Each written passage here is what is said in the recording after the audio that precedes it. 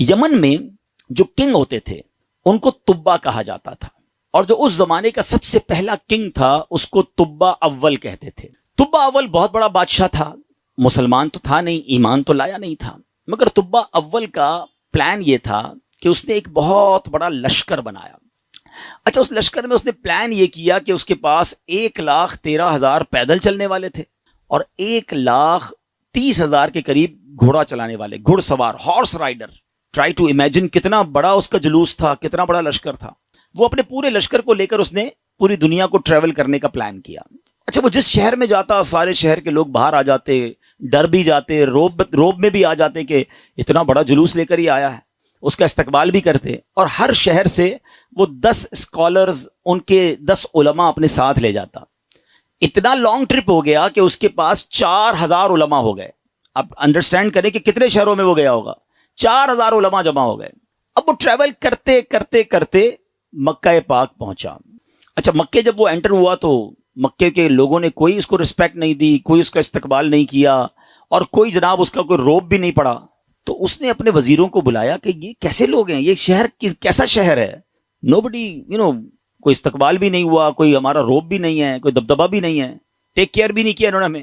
تو اس کے وزیروں نے بتایا کہ بات یہ ہے کہ یہ مکے والے جو ہے نا، ان کے پاس ایک بہت کمال کی عمارت ہے جس کو یہ کعبہ کہتے ہیں، اور یہ کعبے کا طواف کرتے ہیں۔ کعبے میں انہوں نے بت رکھے ہوئے ہیں۔ آپ کو یاد ہوگا کہ نبی پاک کی آمد سے پہلے کعبے میں تو بت تھے، تو یہ کعبے کی رسپیکٹ کرتے ہیں، باقی کسی کو گھاس واس نہیں ڈالتے۔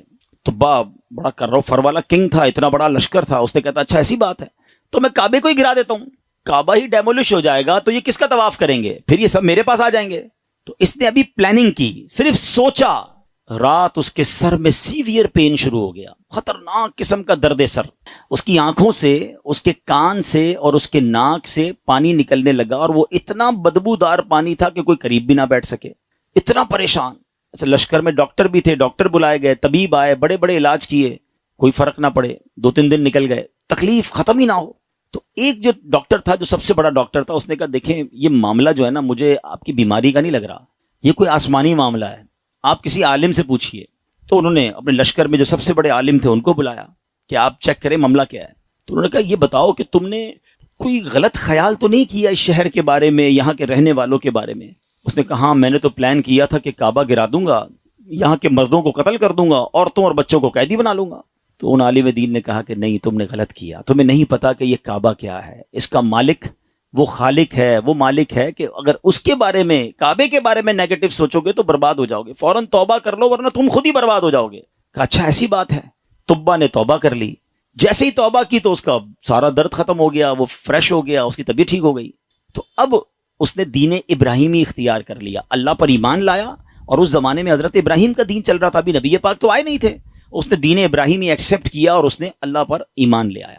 اچھا، اب وہاں سے پھر لشکر آگے چلا، اور چلتے چلتے چلتے ایک ایسی بستی میں پہنچا جہاں کھجور کے درخت تھے، بڑی خوشگوار وادی تھی، اور وہاں انہوں نے پڑاؤ ڈالا۔ اچھا، اس لشکر میں جو علماء تھے انہوں نے اپنی کتابیں نکالی، ان کے پاس آسمانی کتابیں تھیں، وہ پڑھتے گئے اور کہنے لگے یہ تو وہی جگہ ہے جہاں ہماری کتابیں بتاتی ہیں جہاں اللہ کے آخری نبی ہجرت کر کے آئیں گے۔ یعنی اس کا مطلب وہ ڈھونڈتے ڈھونڈتے آج کے مدینے میں پہنچ گئے تھے، جس کو آج ہم مدینہ کہتے ہیں نا، یہ وہاں پہنچ گئے تھے۔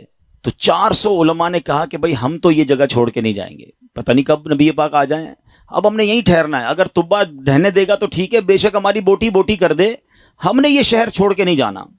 اطلاع تبا کو بھی مل گئی، تبا نے بلایا علماء کو کہ کیا مسئلہ ہے؟ تو کہا دیکھیں حضرت، ہم نے اپنی کتابوں میں پڑھا ہے، ہمارا حساب کتاب بتاتا ہے کہ اللہ کے آخری نبی اسی بستی میں آئیں گے، ہم اس بستی کو چھوڑ کے نہیں جائیں گے، ہم ان کے خادم بن کر رہیں گے، ان کے امتی بنیں گے، ان پر ایمان لائیں گے۔ اچھا، تبا بھی 2-4 دن پہلے ہی یا کچھ دنوں پہلے ہی مکے کی تعظیم سمجھ چکا تھا، اللہ پر ایمان لا چکا تھا، تو اس نے کہا اچھا ایسی بات ہے تو میں بھی رک جاتا ہوں۔ اس نے کیا کیا، 400 علماء کے لیے 400 گھر بنائے، ان 400 علماء کی شادیاں کروائیں، ان کو خوب مال و دولت بھی دیا۔ 1 سال تبا خود بھی وہیں رہا۔ 1 سال کے بعد دیکھا کہ نبی پاک تو نہیں آئے، تو اب تبا نے ایک کمال کا خط لکھا۔ سنیے گا پیارے اسلامی بھائیو، یہ دنیا کا انوکھا خط ہے کہ اس کے لیے لکھا جا رہا ہے جو ابھی دنیا میں آئے نہیں ہیں۔ اور کس عشق والی زبان میں تبا بادشاہ نے وہ خط لکھا؟ اس نے لکھا کہ اس اللہ کے نام سے شروع جو عالمین کا رب ہے، میں جناب رسول اللہ صلی اللہ علیہ وسلم کی بارگاہ میں تبا اول حمیری سلام پیش کرتا ہوں، اور میں آقا علیہ الصلوۃ والسلام کی بارگاہ میں عرض کرتا ہوں کہ حضور اگر میں نے آپ کا زمانہ پا لیا تو میں آپ کی خدمت کروں گا، آپ پر ایمان لاؤں گا، آپ کی سنت پر عمل کروں گا، جو آپ کتاب لے کر آئیں گے میں اس پر بھی عمل کروں گا، اور حضور اگر میں پھر بھی آپ کا زمانہ نہ پا سکوں تو مجھے اپنی غلامی میں قبول فرمائیے اور قیامت کے دن مجھے میری شفاعت فرمائیے گا، مجھے بھول نہ جائیے گا۔ بڑا کمال کا عشق والا اس نے خط لکھا، اس خط کو اس نے سیل کیا گولڈن اسٹیمپ لگا کے۔ اچھا ایک اور مکان بنایا اس نے، اور جو اس وقت کے سب سے بڑے عالم تھے ان کو وہ لیٹر بھی دیا اور کہا جب آپ نبی پاک سے اگر آپ کی ملاقات ہو جائے نا تو میرا خط انہیں دیجیے گا، یہ مکان بھی انہیں گفٹ کر دیجیے گا، اور اگر نہ ہو تو آپ اپنے بچے کو کہیے گا، آپ کا انتقال ہونے لگے تو اس کو یہ لیٹر دیجیے گا، اس کو کہیے گا وہ اپنی اولاد کو دے، تاکہ کسی طرح یہ خط جناب آخری نبی صلی اللہ تعالی علیہ وسلم تک پہنچ جائے۔ یہ کیسا عشق ہے! اب ذرا سنیے گا، طبہ اول حمیری کا بعد میں وہ مدینے سے آگے گیا اور جا کے اس کا انتقال ہو گیا۔ آفٹر 1000 years، 1000 سال بعد 12 ربیع الاول والے دن مکہ مکرمہ میں نبی پاک کی ولادت ہوتی ہے، آقا کی تشریف آوری ہوتی ہے۔ نبی پاک 53 سال مکے میں گزارتے ہیں، اور اس دوران حضرت مصعب بن عمیر صحابی رسول ہیں، ان کو پیارے آقا مدینے بھیجتے ہیں کہ وہاں جا کے اسلام کی دعوت دو۔ مدینے میں تو فوراً اسلام پھیلنا شروع ہو گیا۔ علماء کہتے ہیں جو اتنی تیزی سے اسلام مدینے میں پھیلا نا، اس کی بڑی وجہ یہ تھی جو یہ انصار صحابہ تھے نا، مدینے والوں کو کیا کہتے ہیں؟ انصار۔ مکے والوں کو کیا کہتے ہیں؟ مہاجرین۔ تو جو انصار تھے نا یہ سارے انہی 400 علماء کی اولاد میں سے تھے۔ they were waiting from last 1000 years for رسول پاک علیہ الصلوۃ والسلام، یہ تو 1000 سال سے انتظار کر رہے تھے۔ جیسے ہی حضرت مصعب بن عمیر پہنچے، دیگر مبلغین پہنچے، اللہ کے رسول کی باتیں بتائیں، اسلام کی باتیں بتائیں، دھڑا دھڑ لوگ اسلام قبول کرنے لگ گئے۔ اچھا اب قبیلے کے لوگ بیٹھے کہ آخری نبی تو آ گئے ہیں مکے میں، ہمارے پاس ایک لیٹر ہے، اب وہ پہنچانا ہے انہیں۔ انہوں نے مشورہ کر کے، ایک صحابی تھے ان کا نام تھا حضرت ابو لیلہ انصاری رحمۃ رضی اللہ تعالیٰ عنہ، ان کو کہا کہ آپ جائیے، جا کے مکے میں نبی پاک کو یہ خط دے کر آئیے۔ ان صحابی نے ٹریول کیا۔ جب وہ ٹریول کر کے جانے لگے تو ان کو کسی نے بتایا کہ نبی پاک مکے سے پہلے ایک وادی میں بیٹھے ہیں، صحابہ کرام کے ساتھ جلوہ فرما ہے۔ اچھا انہوں نے نبی پاک کو نہیں دیکھا، نبی پاک نے انہیں نہیں دیکھا، سوشل میڈیا کا زمانہ تو تھا نہیں نا کہ کسی طریقے سے دیکھ لیتے۔ اچھا یہ گئے اس دربار میں، جیسے ہی داخل ہوئے کمرے میں، نبی پاک صحابہ کے ساتھ بیٹھے ہیں، وہ کمرے میں داخل ہوئے، پیارے آقا فرماتے انتا ابو لیلہ، تم ابو لیلہ ہو۔ وہ شاکڈ ہو گئے کہ میرا نام کیسے ان کو پتا چل گیا؟ کہ جی یا رسول اللہ میرا نام ہی ابو لیلہ ہے۔ فرمایا تمہارے پاس میری ایک امانت ہوگی، مجھے وہ خط دے دو۔ ایک بار اور حیران ہو گئے کہ رسول اللہ صلی اللہ علیہ وسلم کو نے بتایا نہیں، پہلے ان کو پتا ہے۔ نبی پاک نے وہ خط لیا، سیدنا ابوبکر صدیق کو وہ خط دیا اور کہا ہے ابوبکر پڑھو۔ اب بھرے دربار میں وہ عشق والا خط پڑھا گیا ہے، طبہ اول حمیری کا وہ عشق کی جو لیٹر تھا وہ پڑھ کر سنایا گیا کہ حضور میں آپ کا امتی، میں آپ کا غلام، مجھے قیامت کے دن بھولیے گا نہیں، اگر آپ کا زمانہ پایا تو آپ کی خدمت کروں گا، زمانہ نہ پا سکا تو پھر بھی میں آپ کا غلام ہوں۔ اللہ اکبر۔ نبی پاک نے جب یہ خط سنا نا تو پتہ کیا فرمایا؟ مرحباً اخی الصالح، مرحباً اخی الصالح، میرے نیک بھائی کو مرحبا ہو، نیک بھائی کو مرحبا ہو۔ امیر پیارے آقا علیہ الصلوۃ والسلام نے اس بادشاہ کو نیک بھائی کہہ کر پکارا۔ اچھا اب ابو لیلہ انصاری تو حیران پریشان، نبی پاک پر کلمہ پڑھا، مسلمان ہوئے کہ ان کو مجھ سے پہلے پتا ہے کہ یہ میرے دل میں کیا ہے اور میں کیا لے کر آیا ہوں۔ واپس گئے اپنے شہر والوں کو بتایا کہ بھائی میں تو ان سے مل کر آیا ہوں جو تو غیب کی خبریں دیتے ہیں۔ اچھا بہرحال اب نبی پاک نے مکے سے مدینے سفر اختیار کیا۔ اچھا مدینے والوں کو انتظار تو بڑا تھا کہ پیارے آقا مدینے آئیں گے۔ اچھا نارملی 7 days کا ٹریول ہوتا تھا، اگر مکے سے کوئی اونٹوں پر یا گھوڑوں پر نکلتا تھا نا، it's take almost 7 days to travel. اب آج کل تو ہم 4 گھنٹے میں پہنچ جاتے ہیں، بڑے اچھے روڈ بن گئے ہیں۔ اب نبی پاک جب روانہ ہوئے تو وہ نیوز مل گئی مدینے والوں کو، لیکن آپ کو پتا ہے کہ وہ ہجرت کا سفر اب نارمل سفر تھا، نارمل سفر نہیں تھا، بڑے پرابلمز تھے، بڑے ہرڈلز تھے۔ 3 دن 3 راتیں تو نبی پاک کو غار ثور میں رہنا پڑا، راستے میں مکے کے لوگ انٹرسپٹ کرنے پہنچے ہوئے تھے۔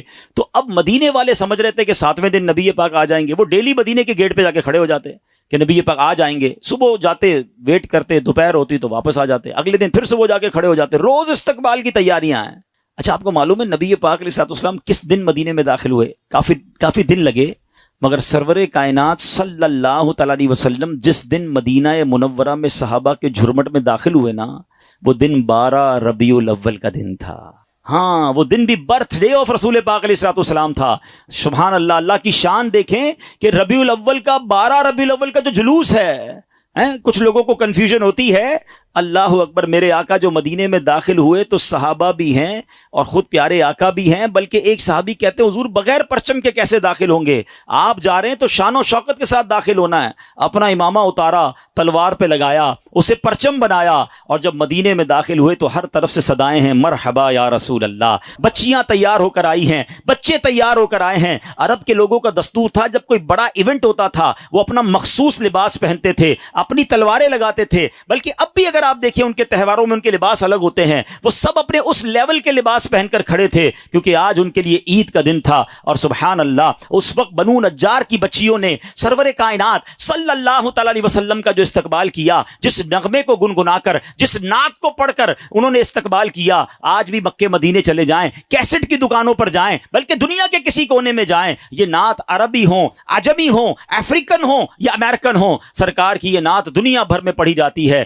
اور وہ ان بچیوں نے یہ نعت پڑھی تھی جو آج سیرت کی کتابوں میں بھی لکھی ہیں۔ اور انہوں نے استقبال کیسے کیا تھا، وہ الفاظ کیا تھے؟ وہ الفاظ تھے چاند طلوع ہو گیا ہے، طلع البدر علینا، 14ویں رات کا چاند طلوع ہو گیا ہے۔ کہاں پر؟ سنیت الوداع کی گھاٹی میں، جس جگہ یہ استقبال ہوا نا اس علاقے کو سنیت الوداع کہتے ہیں۔ اور وجب الشکر علینا، ہم پر واجب ہو گیا ہے اللہ کا شکر ادا کرنا۔ ما دعا للہ دعا، جب تک لوگ اللہ کے لیے دعوت دیتے رہیں گے، یعنی قیامت تک ہم پر اب یہ شکر اللہ کا واجب ہو گیا کہ نبی پاک ہمارے مدینے آ گئے ہیں۔ آپ کو پتا ہے مدینے کے رنگ کیسے بدلا، مدینے کی تقدیر کیسے بدلی؟ مدینہ پہلے یثرب کہلاتا تھا، وہاں کی آب و ہوا میں بیماریاں تھیں، جو جاتا بیمار ہو جاتا تھا۔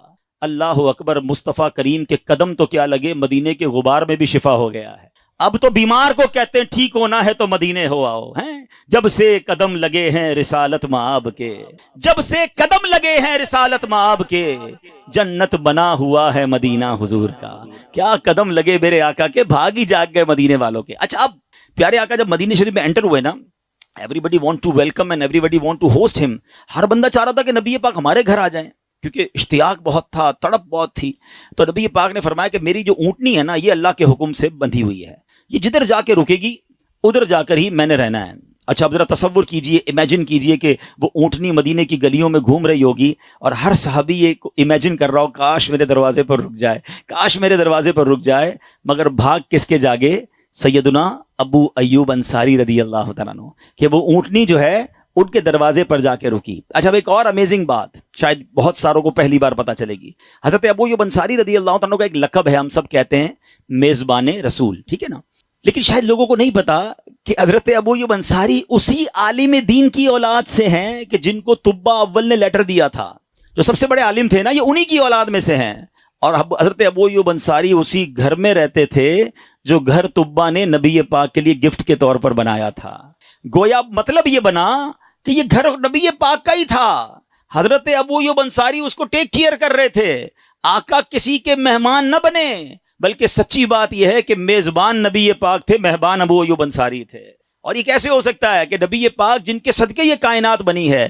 امام عشق و محبت اعلیٰ حضرت بڑا کمال کا شعر لکھتے ہیں، آپ فرماتے حضور یہ کائنات جب آپ کے لیے بنی ہے، آپ کی وجہ سے بنی ہے، تو پھر سارا زمانہ تو اس میں مہمان ہوا نا، اصل میزبان تو آپ ہیں۔ آپ کہتے ہیں عشق والی داستان سیکھنے کو کیا مل رہا ہے کہ یہ شان ہے میرے مصطفیٰ کی کہ دنیا میں آئے نہیں ہیں مگر چاہنے والے موجود ہیں، دیوانے موجود ہیں، سرکار پر سب کچھ نچھاور کرنے والے موجود ہیں۔ جبھی تو شاعر کہتے ہیں ایک میں ہی نہیں ان پر قربان زمانہ ہے، جو رب دو عالم کا محبوب یگانہ۔